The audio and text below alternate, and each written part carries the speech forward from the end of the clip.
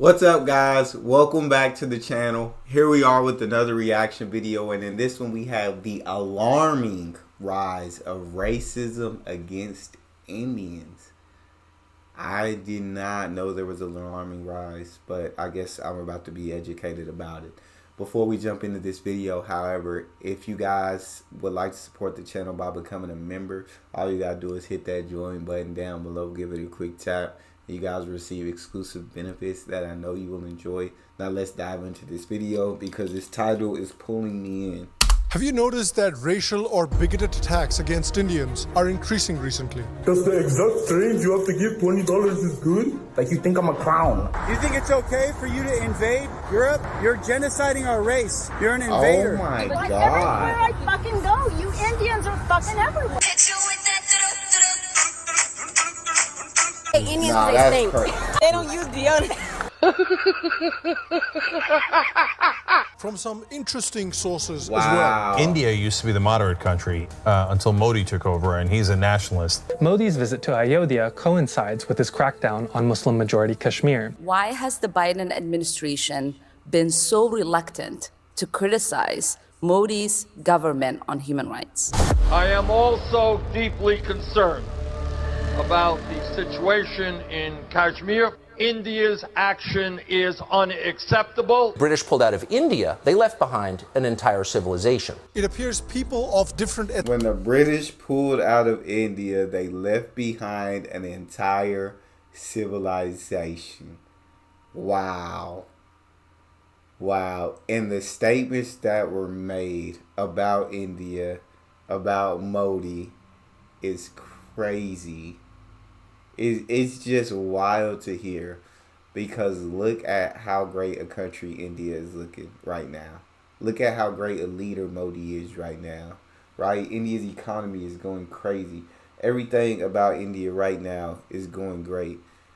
But outside of the country, of course, there's going to be people nitpicking. There's going to be people saying things that aren't true. There's going to...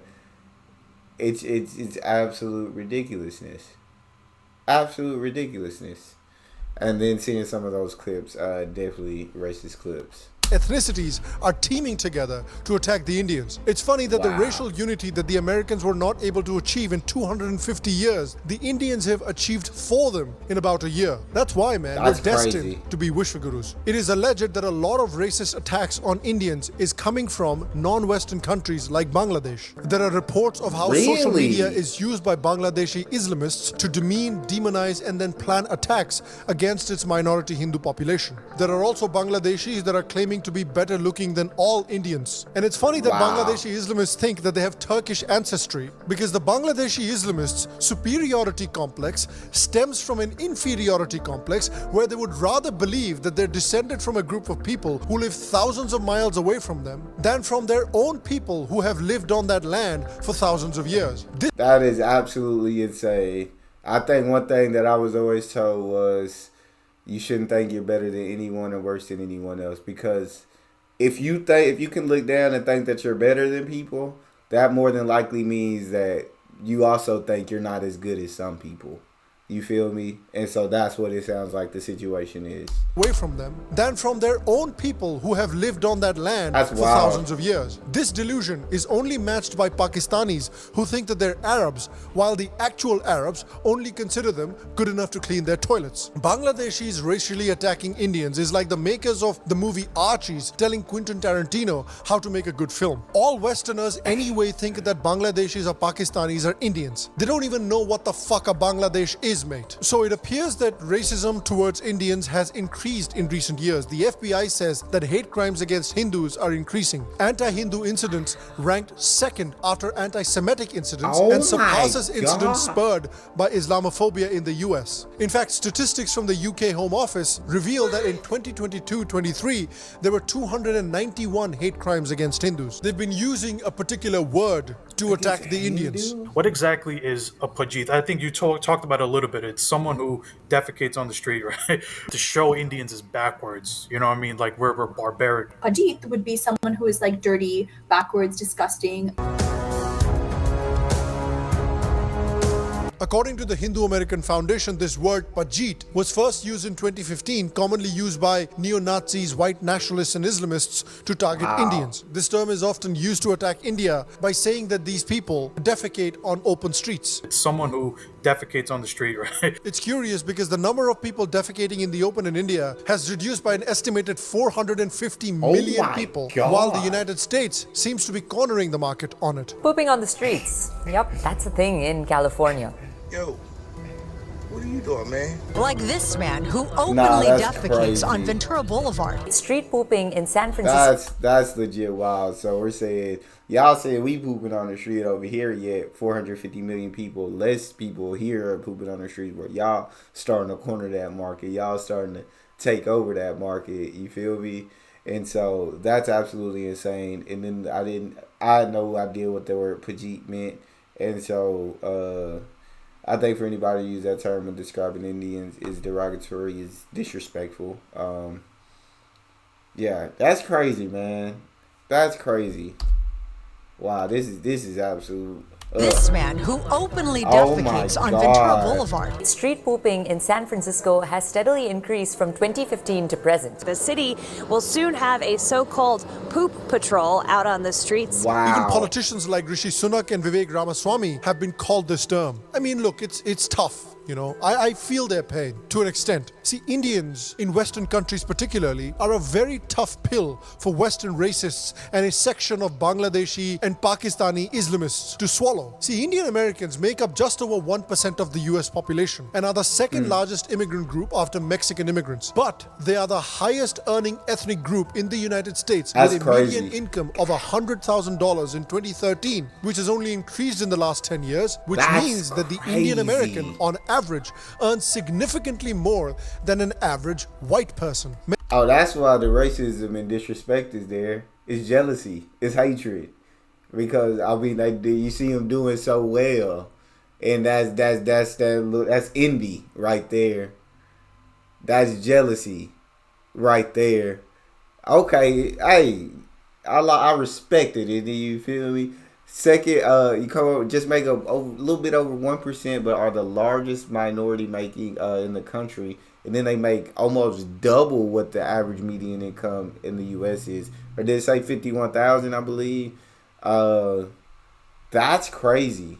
That's incredible. Many people of Indian origin hold leadership positions in top tech companies like Google and Microsoft. Some examples are Sundar Pichai, CEO of Google, Satya Nadella, CEO of Microsoft, Steve Sanghi, Executive Chair of Microchip, Nikesh Arora, Chairman and CEO of Palo Alto Networks, Shantanu Narayan, CEO of Adobe, Arvind Krishna, CEO of IBM, Aman Bhutani, CEO of GoDaddy, and Shyam Sharma, CEO of Secularism. A significant number of doctors and healthcare professionals in the United States are of Indian descent. There are more physicians of Indian origin working in the United States than from any other country of origin. So when a racist's internal organs explode from eating either a hint of spice or when their brother is yet again ODing on fentanyl, they have to go to the hospital and spread their cheeks for an Indian doctor. That can't be easy. Indian Americans are major donors to both political parties in the US. They contributed nearly $10 million to the Democratic ticket before the 2016 presidential election. Data shows that Indian Americans donate even more than Hollywood celebrities to political causes. And so now there is sought after voting base for both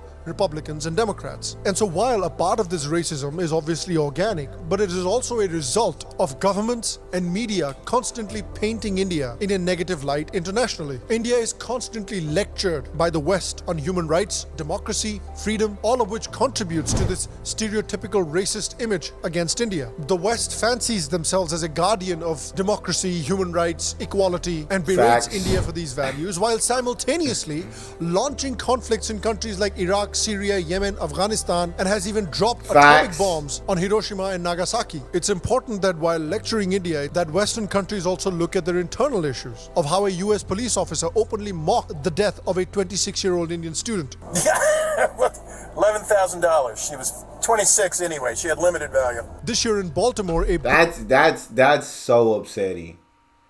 That just heated me up. I can't stand people like that. And I don't hold that against all police officers. I think there's bad people in every bunch of group of people.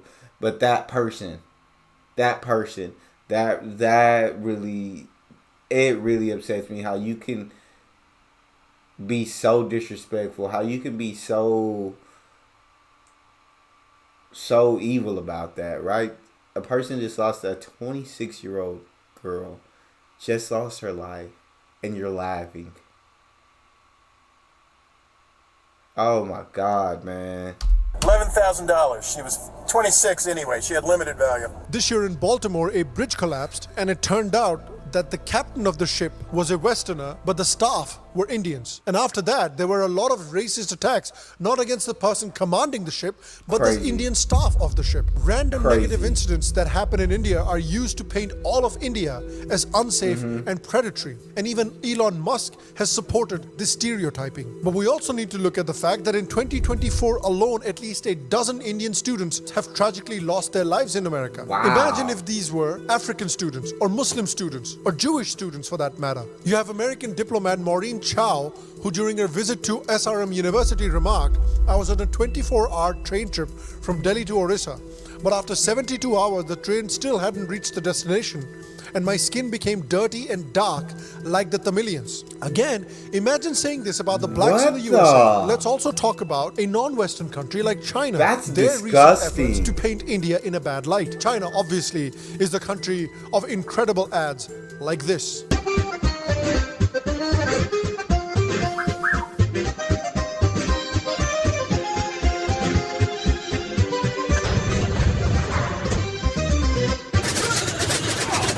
Yo.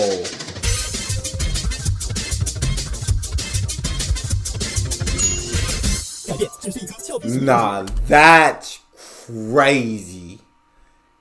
That is crazy. Oh my, that's a real China ad that actually shows up. That's mind blowing. So it sounds like India is getting this racism from all over, not just the West, but the West is a part of it. Looking down, the guardians of democracy. We're so moral and we have the high ground. Yet we're the protector of human rights. Yet we started all these conflicts in so many different countries. Yet we dropped atomic bombs. Yet we've done this and done that. Oh, let's sweep that under the rug. We're the guardians. No, you're hypocritical. You're hypocrites. That's exactly what you are. Not guardians of democracy, you're hypocrites. And then you got China. These ads are insane. But we know tensions between China and India are strong. We know they're going to be racist towards India. But it sounds like a lot of this racism and hatred for Indians are just coming out of jealousy that they're doing so well, that they're so successful. Now, to be fair, judging by the sales of Fair and Lovely in India, some people in India would probably buy this detergent. Their new road safety campaign featuring dark-skinned Indian men and women ridiculing Indian films was posted by China's Ministry of Public Security. Oh my God, are you sick?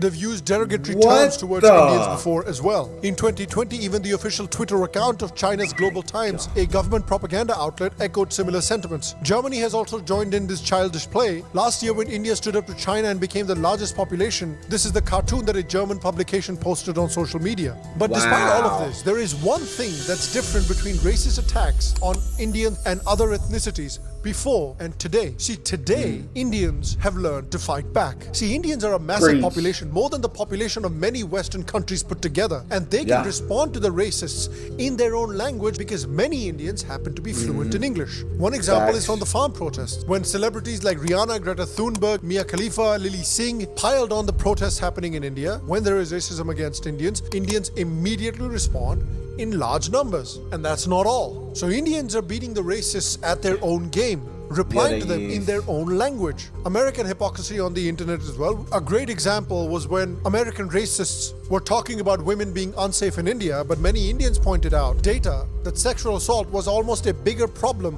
in many Western countries compared to India. There are also hilarious individuals. I don't want to hear that. They don't want to hear that. They don't want to look at the statistics. They don't want to see the numbers. They just want to criticize everything that's going on outside of their country rather than looking in that mirror at what's happening in your own country. You need to be worried about what's happening in your own country than being focused on other countries. individual accounts where a Moroccan girl apparently was posing as a Turkish person and decided to attack India, and that was probably Turkey's worst day online, was when the Indians descended upon them. Remember that time when Indians decided to take matters into their own hands and suddenly Maldives tourism took a nosedive by a whopping 42%. The issue is that these bigoted attitudes towards Indians have a very long history, which started after the colonization of India by the British. People like Charles Grant and James Mill believed that some societies like India weren't ready for democracy. He believed that a representative system wouldn't work in India. People like him and Churchill believed that Indians lacked the necessary individual development to maintain a democracy. And now it's funny that when Westerners have lost faith in their democracy, India's remains as vibrant as ever. Almost one-third Americans still believe that their election was stolen. In fact, a large... So dumb. It's so freaking dumb. And they're going to believe the same thing this year. And they're going to believe the same thing at the next election. The same thing at the next election. Unless the person that they want to win wins, it's rigged somehow, some way. And could it be? Possibly. Possibly. But I just, me personally, I don't really trust in the governments. I don't trust Democrats or Republicans. I'm very weary of all of them. So... yeah, I lost faith in the government. And I do see all these videos of India's government and how India's on the rise and I actually think that government is a lot better and the leadership is better. Large number of Americans stormed their own capital building, that's crazy, their temple of democracy, in order to overturn their legitimate elections. That didn't happen in India, even though the so-called fascist dictator, Modi, lost his absolute majority. Charles Grant, a British politician, thought that the only way that the Indians could develop like the West was through conversion to Christianity. And that is another avenue from where this racism and this bigotry stems from. There's obviously the case of Indians being a very different religious system to Islam and Christianity.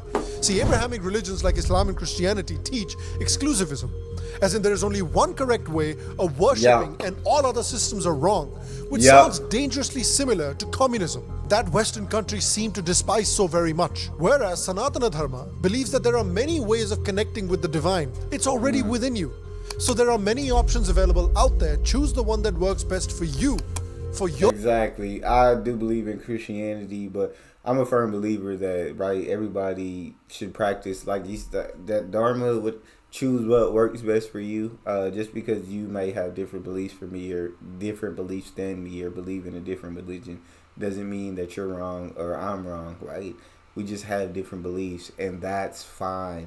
There's no it's my way or the highway, and I feel like that's how, like I said, Islam and Christianity in general kind of look at things. It's this is the correct way. There's no other way.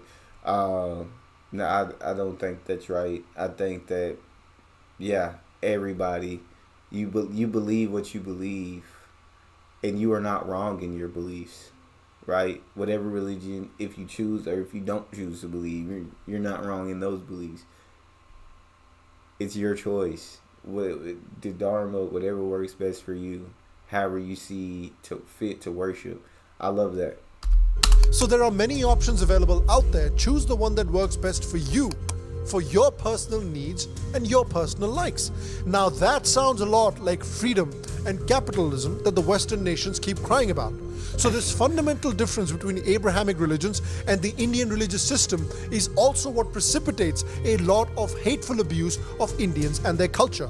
Take a look at how missionaries and Islamists attack Hindu religions and Hindu gods and goddesses. The Indian people are very God-fearing people, and that is why they go into all sorts of things that they want to worship. This is the greatest harvest field in the whole world. See, everyone has got felt need. In Hinduism and things like that, there is no hope for them. India was in the grip of Hinduism, all kinds of religions, 3 million gods? 300 million gods. 300 million gods! 300 million, and all those demonic things.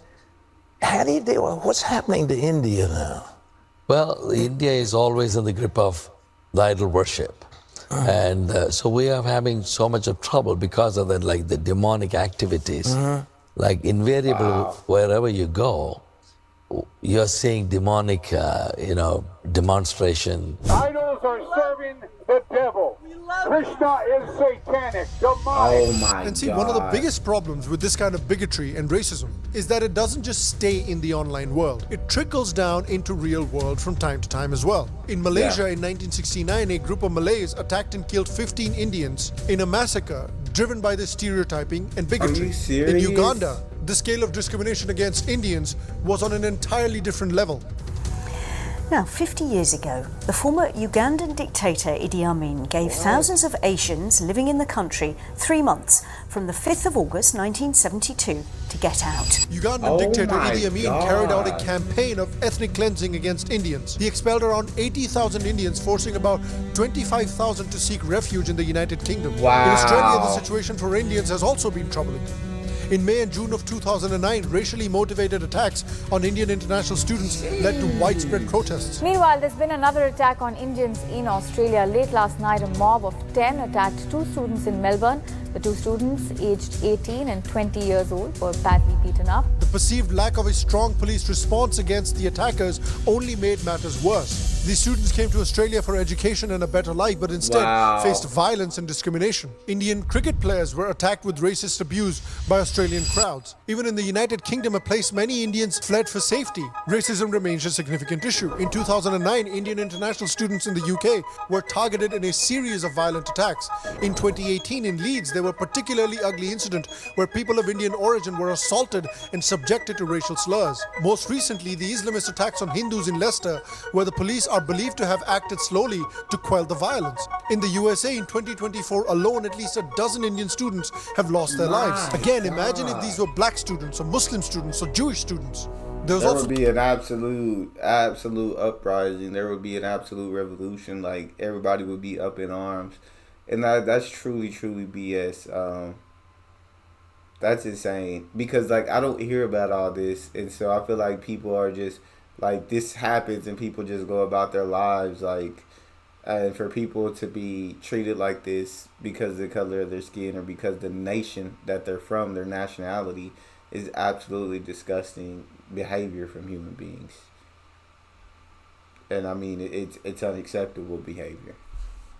The question of Bill 403, which was introduced in California, which would single out the Indian community for caste-based discrimination and encourage more state policing of the Indian population. Even though this law was vetoed by the California governor, these kinds of bills are still being introduced in other American states like Oregon and Washington. Now, I think at this point, it would be disingenuous of me to say that Indians are absolutely squeaky clean in this issue. That's simply untrue. I mean, it's utterly shameful. However, the one good thing we can say about this new trend is that these Indians who are making these videos about how you can basically steal food from the food bank are getting inundated with negative comments, people just ripping them apart, as they should. This video is from one user called Mr. Patel. सबसे पहले guys, ये tomatoes है, ठीक है? ये भी tomatoes हैं और वहाँ पे भी है. तो ये 2 tomatoes और भी बहुत सारे दे रहे थे, but हम लोग को इतने ज़्यादा tomatoes की ज़रूरत नहीं है, तो हम लोगों ने सिर्फ 1 और 2 वहाँ पे जो पड़ा हुआ है, वो 2 ही लिए, because 1 week, 10-15 days के लिए more than that sufficient है. See, now to add some context, these are food banks for the poor, where this guy took the food from. Clearly, if you can afford to live in Canada, if you can afford to spend money and come study in Canada, you can probably afford food too. You don't need to scam food banks. And why the hell are you bragging about it on social media? Where the hell are the parents of these people? It's like cutting down trees and then boasting about it to Greta Thunberg on Twitter. Yeah, I feel like if you're like stealing you're scamming a system, or if you're stealing, then I mean, that food is for like those who need it. But you posting about like, if you're in need, this is how you can get food. This is the food bank that you're capable of going to, and you can get food, and you're posting that. Then you're just spreading awareness about to those people who may be in need. These are the places that you can go and get help or whatever for whatever situation you're in. But if you're scamming, if you're stealing, if you're taking it and you know you don't need it, then yeah, that's unacceptable. I mean, that's because there are people who do need it and they may not get it if you continuously take. How dare you? Again, I dare you. I double dare you, mother. I love that movie. Wonder why Pulp people Fiction. hate you. Let this be a lesson. This is what happens when you stop corporal punishment. Indian scammers are targeting Indians. There are also the notorious cases of Indian scammers that target Americans and Europeans. It harms victims financially and emotionally, and it creates a negative image of India abroad. authorities in India and other countries have to step in and stop these scams. In 2022, Americans lost $10 billion to these kinds of scams. Listen, I'm all in favor of getting our looted money back from 10 billion the Europeans. But A, it's the wrong Europeans. Oh You're doing my it in the God. wrong country. B, this is not the way to do it. I'd rather loot from them by getting them to overpay for shopping in India, overpay for spiritual retreats and yoga classes in India. And obviously a lot of YouTube channels are dedicated to exposing these Indian scammers and put those conversations online. Hello, this is Parogi. I just wanted you to know that Asif's files are gone. And I just wanted you to know that I know you're in the Godrej Genesis building in Kolkata, West Bengal, India. The first thing I did was look at the addresses the Indian-based companies were registered to, but immediately there were inconsistencies. The IP address of the scammers indicated Noida, while the business address indicated Faridabad. So you guys, you work inside of the mall, I know. You're from Kolkata, you work inside of the mall. Which makes for great content and also makes Indians look horrible. This kind of shit needs to be clamped down by the Indian government. They need to take this stuff really seriously. But again, using these incidents to tarnish over 1 billion Indians is still wrong. Because exactly. I feel like I've said it earlier, in every group of people, whether you break them down by nationality, whether you break them down by occupation, whether you break them down by race, no matter how you break them down in every group of people, there's going to be some people who are bad apples, some people who don't fall in line and don't follow rules, and the lawbreakers, outlaws. There's going to be, but you shouldn't judge that entire group of people based on the actions of a few. You feel me? And so yes, I feel like I done been scammed a couple of times, but I done learn each time. So, and I'm not from Indians. I just saying I've been scammed, but I done learn each time. Like, now, it's very hard to get your boy. It's very hard to get your boy because I'm doing my research before any money is given up.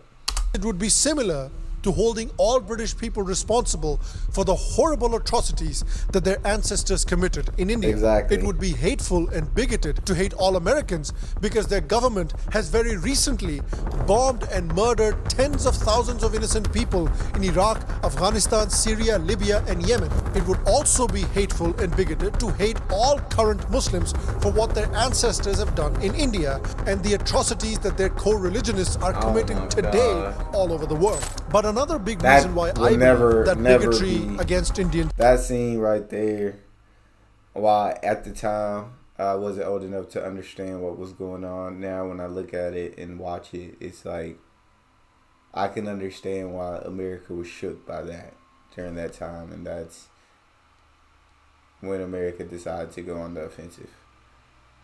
Is increasing is because India is becoming powerful. Not only is it becoming powerful, it will soon become the world's 4th largest economy. As it is becoming powerful, it is gaining more and more strategic importance and autonomy. So in short, a lot of Western countries don't like India because Modi and India don't have to listen to them. Modi was buying Russian oil during the Russia-Ukraine conflict, much to the West's chagrin, and was exposing the West's hypocrisy while he did it. If countries in Europe and the West and the United States are so concerned, why don't they allow Iranian oil to come into the market?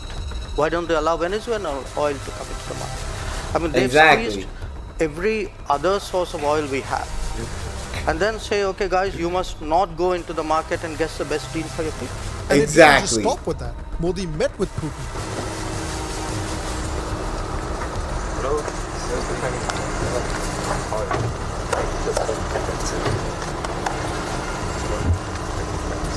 Which made the West even more mad. India is also confidently dealing with its enemies. India is making its own satellite and space programs along with its own missiles. Gaining strategic autonomy. When countries like Canada attack India, India responds. The West is used to African and Asian nations acting like their vassal states. They don't want a non-Western country to be too powerful or to think for themselves, but to act in the interests of their own people. And because China likes to do that, China already has all of the West collectively shitting their pants. And now you have another Asian giant waking up in India. They're afraid that their position of privilege and their time as the #1 civilization over the last couple of centuries might not last very much longer. But as and when India becomes more and more powerful, these attacks will also increase. So what can India do? Well, the simple answer is Be rich. If the Ambani wedding has shown you anything, it's that if you have money, no matter how much people hate you, no matter how much they call you Pajits, they will also fly halfway across the world to do item songs at your child's wedding. Money is power. India must become a rich country and learn like the Ambanis how to use their wealth to create influence around the world. Secondly, they have to be stable. Political stability creates a consistent vision and policy for the nation. And unstable coalitions, particularly like the India Alliance, where none of the parties actually like each other or agree on anything, but are united simply to oppose the BJP, is not conducive for a country's stability. That uncertainty will take away all the leverage that you increasing your financial power will generate. If India has money, if India has political stability, they can use its soft power and Bollywood to create more influence throughout the world, just the way America does it with Hollywood. You can recruit an army of celebrities and influencers, just like the Ambanis, to basically do positive propaganda for you. They will easily drown out the racists online for you. So at the end of the day, as Cersei Lannister said in Game of Thrones, be strong, be stable, keep growing, keep the louds and the incels in check, and you can solve this problem. And I want to ask you finally, why do you think racism against Indians is increasing in recent times, and what do you think Indians in their own capacity and the Indian government can do about it? Let me know your thoughts and comments in the comment section down below. Other than that, I will see you for the next episode. Make sure to subscribe to our Patreon, and to all of you, from your CEO, a secular salam. You know, one thing that he said is very interesting that I never thought about when it comes to the Ahmadi wedding was kind of the messages sent to the rest of the world. I just looked at it from the perspective of a parent wanting to give, I mean, you're rich, you got all the money to do it, so wanting to give your child the most incredible wedding possible, money being no issue, I would do that too as a father if I had that much. So that's how I looked at it, but I didn't look at it from a perspective of the message it sends around the world, also all the relationships that could be made or made even stronger at that wedding. All of the, like you said, the free publicity you're kind of getting from these celebrities. For when people talk trash, you got these celebrities saying nothing but good things and shooting down all of that trash talk or all of that bad talking about the Ambanis or Indians. Wow. I've never looked at it from that perspective, and I think that's truly incredible. But yes, I think the hate that India is getting, I feel like it comes from a place of jealousy, maybe envy. It comes from a place of not wanting India. Like they said, China's already got where they don't have to really listen to the West. Now India is rising up very quickly, and they're going to get to that position. It seems like they're already really kind of there because they're not really listening. And not wanting the West wouldn't want to see India get to that point, and you see all these attacks and everything against Hinduism, against Indians, and it's just absolutely ridiculous. It's absolutely ridiculous. I think India is an incredible country who has an incredible leader, and I think if you, look at what he's done for the country, it shows that. If you look at the country as a whole, it shows how they're rapidly rising in the world, and the world is scared of that. The world fears that. And so it's coming from a place of envy, jealousy, and I can't really think of anywhere else. But you guys, let me know what you think about this video. How did you feel watching it? Also, if you enjoyed that, please don't forget to subscribe, give the video a thumbs up, and check out the next one. It's your boy D-Neil, out.